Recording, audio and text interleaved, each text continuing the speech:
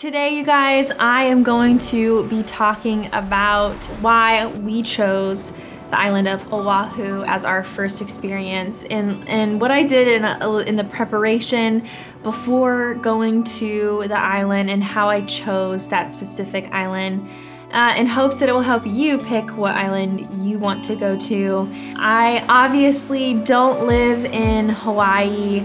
I am not an expert, but I can share my perspective as a first-time goer. So let's hop right in. There are a total of 8 main islands in the Hawaiian archipelago in the North Pacific, and 2 of them are forbidden to visitors. So that basically leaves you with 6 other islands you can go and visit. I did a lot of research to figure out what would be best for us, and I knew personally that I didn't want to island hop because when I go somewhere, I like to be fully immersed in the culture and like take in as much as I can of one specific place. Oahu is called the heart of Hawaii, and there's very much a reason for that. It is the most populated island. Waikiki Beach, which is super popular. They have about 70,000 visitors each day. Yes, there are a lot of tourists and it doesn't feel as secluded as the other islands, but for me, I was okay with that. So one big reason why we chose Oahu as our first Hawaiian visit was because it was very accessible. It was super easy to get there. I didn't have to do multiple flights. I was teeter-tottering between Oahu and Maui because I've heard so many good things about Maui. But when I was looking into Maui, I realized that it's a bit more expensive than Oahu. I decided to save that for later.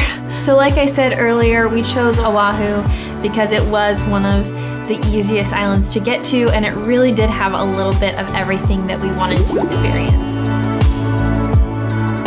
The first thing I did in planning our trip to Oahu was dig into different accommodations. I wanted to be sure that we had a great home base for all of our adventures. What really worked best for us was to put our accommodations in Waikiki, and I came across Alohilani Resort. It really drew my attention because of the infinity pool. It was a newer build and I was immediately drawn to it and I booked it.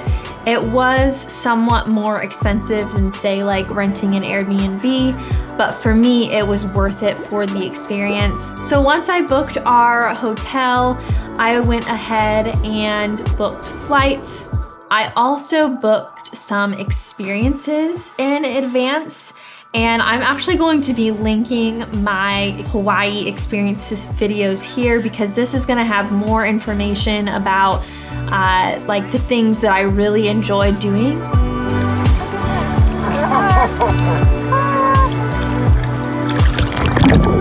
I did end up booking those about a week to 3 days before actually getting to Oahu. I didn't want to do more than a month in advance for Airbnb experiences, but I would say the sweet spot is probably about 2 weeks in advance if you can. So while we were there, we basically, I had listed out like 2 or 3 things that I wanted to do each day. Now, I kept a close eye on the weather forecast. We were there in February. So February can be rainy, it can be windy, or it can be like 80 degrees and sunny. I kind of shifted our activities based on what the weather was like that day. I did that somewhat for filming because obviously I filmed this trip as I went along. For example, one of the days it was supposed to be really windy. Going up to, we went to this lighthouse.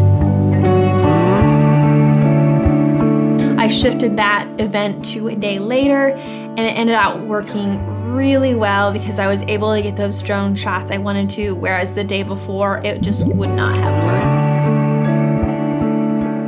Okay, so here are some things that I wish I would have known before traveling to Oahu. So the first thing I would recommend is don't leave valuables in your rental car or in your car. There is known to be like a really high percentage of cars broken into, and don't leave things out in the open. The second thing that I wish I would have known, that the drives around Oahu would be incredible. That is a huge benefit to renting a car while you're there, is just the drives. Like I could just do that as like an all-day activity, is just driving around the island. The third thing that I wish I would have been prepared for, which is still of me that I wasn't, was the jet lag. So it hit me at about day 3 or 4. I think it was day 3. It really hit me, and it was hard for me to function. I had to take like a really long nap, and I felt kind of lame. You're going to need coffee in the mornings, especially if you are getting up for sunrise. So I highly recommend trying local coffee roasters.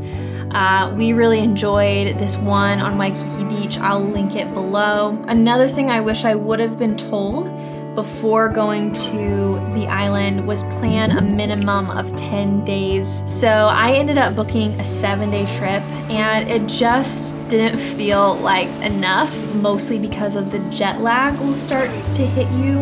I believe the average stay in Oahu is about 9 days.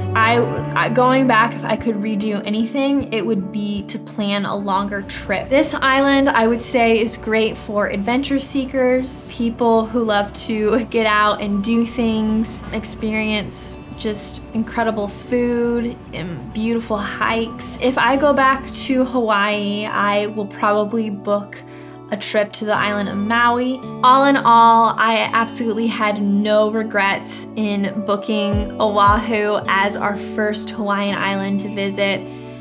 I loved the nightlife, I loved the surfing, I loved the snorkeling, I loved the hiking, everything. It was just one of the best experiences of my life. If you want to see some of my favorite experiences, click on my top 7 favorite experience video. When that comes out, I will link it here.